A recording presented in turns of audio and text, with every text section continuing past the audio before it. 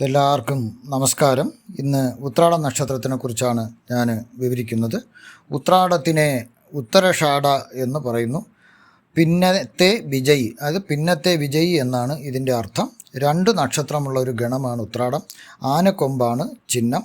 ഇഷ്ടദൈവം ശിവനും മഹാവിഷ്ണുവുമാകുന്നു. ഞായറാഴ്ചയും ഉത്രാട നക്ഷത്രവും വരുന്ന ദിവസം ക്ഷേത്ര ദർശനം വളരെ നല്ലതാകുന്നു.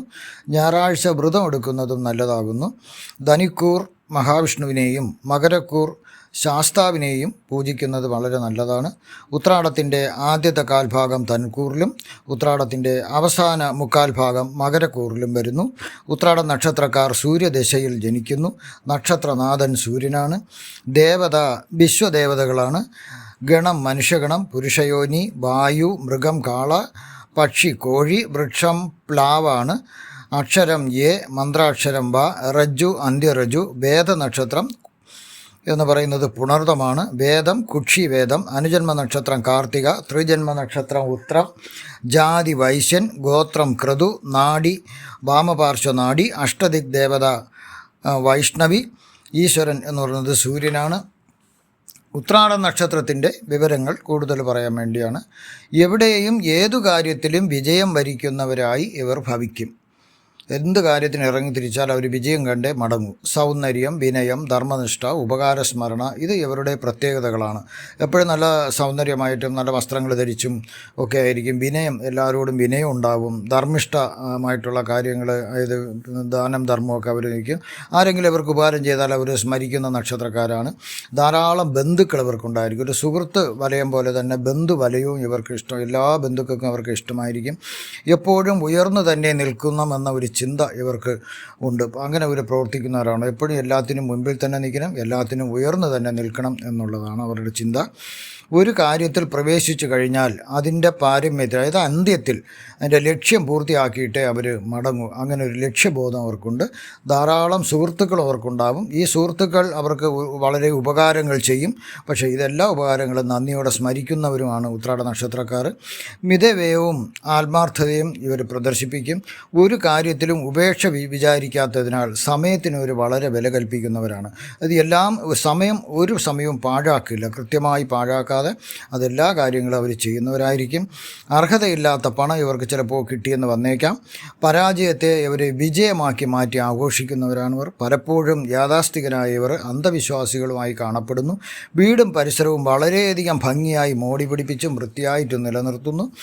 ഉത്രാട നക്ഷത്രക്കാരുടെ തൊഴിൽ ഖനന മേഖലയാണ്. ഖനി മേഖലകളിലാണ്. പിന്നെ ഇൻകം ടാക്സ് പോലുള്ള അതിൻ്റേതായിട്ടുള്ള കൺസൾട്ടൻസി, ഇൻകം ടാക്സ് ഓഫീസൊക്കെ ജോലി ചെയ്യാം.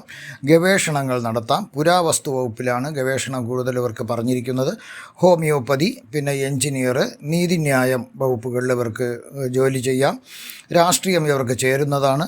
വ്യവസായം ഇവർക്ക് ചേരുന്നതാണ്. കപ്പൽ വ്യവസായമാണ് ഇവർക്ക് ഏറ്റവും ഗുണമായിട്ടുള്ളത്. പിന്നെ കയറ്റുമതി അതൊക്കെ ഇവർക്ക് വളരെ നല്ലതാണ് തൊഴിലായിട്ട്. വൈദ്യം ഇവർക്ക് ചെയ്യാവുന്നതാണ്. മരുന്ന് കച്ചവടവും ചെയ്യാവുന്നതാണ്. പിന്നെ കലാരംഗം ഇവർക്ക് ശോഭിക്കും. മദ്യവ്യാപാരം, അവർ ഡിസ്റ്റിലറി അതൊക്കെ ഇവർക്ക് നടത്താവുന്നതാണ്. പിന്നെ കൺസ്ട്രക്ഷൻ ആയിട്ടുള്ള കമ്പനികളും അതിൻ്റെ ഇതൊക്കെ അവർക്ക് ചെയ്യാവുന്നതാണ്. പിന്നെ പോലീസ് പോലുള്ള യൂണിഫോം സർവീസുകൾ, സൈന്യത്തിൽ ഇവർക്ക് ചേരാം. ഫോറസ്റ്റിലും ഇവർക്ക് ജോലി നോക്കാം. വിഗ്രഹ നിർമ്മാണവും ഇവർക്ക് വളരെ പറഞ്ഞിട്ടുള്ളതാണ്. മത്സ്യവ്യാപാരം, അതാണ് എക്സ്പോർട്ടിങ്ങിലൊക്കെ വരുന്നത്, ആ കയറ്റുമതിയിൽ വരുന്ന മത്സ്യവ്യാപാരം ഇവർക്ക് വളരെ ഗുണം ചെയ്യും. പിന്നെ വെള്ളി വ്യാപാരങ്ങൾ, ഈ സിൽവർ അതിൻ്റെ വ്യാപാരങ്ങൾ, കടകളൊക്കെ വയ്ക്കുന്നത് നല്ലതായിരിക്കും. ഉത്രാട നക്ഷത്രക്കാരുടെ ഭാഗ്യരത്നം എന്ന് പറയുന്നത് മാണിക്യമാണ്. റൂബി എന്ന് പറയുന്നു. ചുവപ്പ് നിറമാണ് ഈ രത്നത്തിന്. ഗാർനൈറ്റ്, സ്റ്റാർ റൂബി എന്നീ ഉപരത്നങ്ങളും ധരിക്കാവുന്നതാണ്. 3 കാരറ്റെങ്കിലും മിനിമം ഈ നക്ഷത്രത്തിന് തൂക്കം വേണം. വലതു കൈയിലെ മോതിര വിരലിലാണ് ഈ രത്നം ധരിക്കേണ്ടത്. രത്നം ഒരു മോതിരത്തിൽ ഘടിപ്പിച്ച് വേണം ധരിക്കാൻ.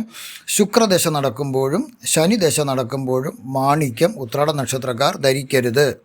പൂജാദികൾ കഴിച്ച് ശുദ്ധി വരുത്തി ഞായറാഴ്ച സൂര്യൻ ഉദിച്ച് 1 മണിക്കൂറിനുള്ളിൽ ഇത് ധരിക്കാവുന്നതാണ്. ഉത്രാട നക്ഷത്രക്കാരുടെ ഭാഗ്യ നിറങ്ങളെന്ന് പറയുന്നത് ധനുക്കൂറിലുള്ളവർ മഞ്ഞ അല്ലെങ്കിൽ ക്രീം നിറങ്ങളിലുള്ള വസ്ത്രങ്ങളും, മകരക്കൂറിലുള്ളവർ നീല, കറുപ്പ്, ചാരം എന്നീ നിറത്തിലുള്ള വസ്ത്രങ്ങളും ധരിക്കാവുന്നതാണ്. ഇൻ്റർവ്യൂ, മത്സര പരീക്ഷ, പ്രധാന മീറ്റിങ്ങുകൾ, മറ്റു കാര്യസാധ്യങ്ങൾക്കും പോകുമ്പോഴും ഈ വസ്ത്രങ്ങൾ ധരിച്ചു പോയാൽ അവർക്ക് വളരെയധികം ഗുണങ്ങൾ കിട്ടുന്നു. ഇനി രുദ്രാക്ഷധാരണത്തെക്കുറിച്ചാണ്. ഏതു ദശയാണ് ഇപ്പോൾ നടക്കുന്നത് ആ ദശാനാഥൻ്റെ സ്വാധീനമുള്ള രുദ്രാക്ഷം ധരിക്കുന്നത് വളരെ ഗുണമായിരിക്കും. 5 മുഖമുള്ള രുദ്രാക്ഷം ആർക്കും ധരിക്കാം. അത് നൂലിൽ കെട്ടിയോ വെള്ളിയിലോ സ്വർണ്ണത്തിലോ കോർത്തോ ധരിക്കാവുന്നതാണ്. സൂര്യദശ നടക്കുന്നെങ്കിൽ 1 മുഖവും, ചന്ദ്രദശ 2 മുഖവും, കുജദശ 3 മുഖവും, ബുധദശ 4 മുഖവും, ഗുരുദശ 5 മുഖവും, ശുക്രദശ 6 മുഖവും, ശനിദശ 7 മുഖവും, രാഹുർദശ 8 മുഖവും, കേതുർദശയാണ് നടക്കണമെങ്കിൽ 9 മുഖവുമുള്ള രുദ്രാക്ഷം ധരിക്കാവുന്നതാണ്. എല്ലാ ഗ്രഹത്തിൻ്റെയും സ്വാധീനമാണ് ആവശ്യമുണ്ടെങ്കിൽ 10 മുഖമുള്ള രുദ്രാക്ഷം ധരിക്കാം. 10 മുഖത്തിനുള്ള രുദ്രാക്ഷം ധരിക്കാം. 11 മുഖം മുതലുള്ള രുദ്രാക്ഷം ധരിക്കുന്നത് ഓരോ പ്രത്യേക കാര്യസാധ്യത്തിനാകുന്നു. പിന്നെ അതിവിശിഷ്ടങ്ങളായ ഗൗരി ശങ്കരം, ഗർഭജ്യോതി, ത്രിജ്യോതി എന്നീ രുദ്രാക്ഷങ്ങളും ഉണ്ട്. അത് അതിവിശിഷ്ടമായ രുദ്രാക്ഷങ്ങളാണ്. ഓരോ പ്രത്യേക കാര്യസാധ്യത്തിനുള്ളതാണത്. ശിവഭഗവാന്റെ കൺപീലിയിലെ വേർപ്പുതുള്ളികൾ ഭൂമിയിൽ വീണിട്ടാണ് രുദ്രാക്ഷ സസ്യങ്ങൾ മുളച്ചതെന്നാണ് പറയുന്നത്. ഈ സസ്യത്തിൻ്റെ കുരുക്കളാണ് രുദ്രാക്ഷം എന്ന് പറയുന്നത്. രുദ്രാക്ഷം ധരിക്കുന്നവർ വിഭൂതി ധരിക്കണം, ഭസ്മം ധരിക്കണം. അവർ ശിവഭക്തരാകണം. അവർ മരിച്ചു കഴിഞ്ഞാൽ ശിവലോകത്തേക്ക് പോകുമെന്നാണ് പറയുന്നത്. നിങ്ങളുടെ ജ്യോതിഷപരമായതും പൂജാപരമായതും വാസ്തുപരമായതും രത്നധാരണത്തിനോ രുദ്രാക്ഷധാരണത്തിനോ ഉള്ള സംശയം മാറുന്നതിന് നിങ്ങൾക്ക് എൻ്റെ ഫോണിലോ വാട്സപ്പിലോ എന്നെ ബന്ധപ്പെടാവുന്നതാണ്. വാട്സപ്പിലാണെങ്കിൽ സന്ദേശം അയക്കുകയോ അല്ലെങ്കിൽ ആ രീതിയിൽ ബന്ധപ്പെടാം. എനിക്കറിയാവുന്ന രീതിയിൽ ഉത്തരങ്ങൾ നിങ്ങൾക്ക് ഞാൻ നൽകുന്നതാണ്. നന്ദി, നമസ്കാരം.